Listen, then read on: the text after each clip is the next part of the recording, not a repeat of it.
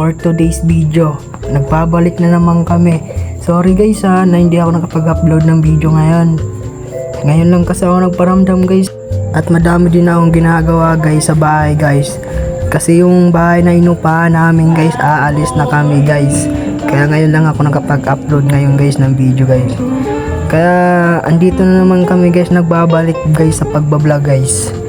Ayan nga pala guys, tawan-tawa yung kaibigan ko naka-white pala guys. Tawan-tawa siya guys oh. Sabi ko nga sa kanya guys, magpa-shoutout siya guys kahit kanino guys. Kaya ayan, sabi niya pa-shoutout daw sa mga tropa niya. Kaya tol, thank you very much tol.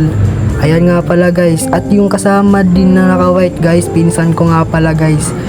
Kaya ayan, binigyan na ni ate yung pera na binili niya ng mangga sa amin.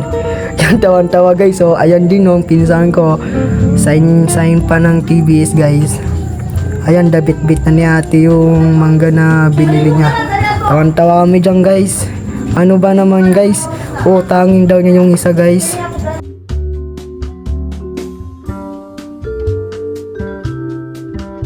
Ako, tamang papugi lang sa salamin na yan. Habang yung mga kaibigan ko nagbibilang ng pera na binigay sa kanilang kanina ni ate.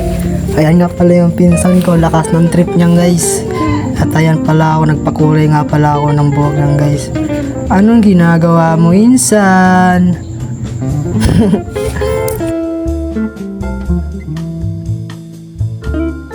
At sa gustong tumira dito guys, na parang di silang malapit dito sa Carissa Punta Uno guys.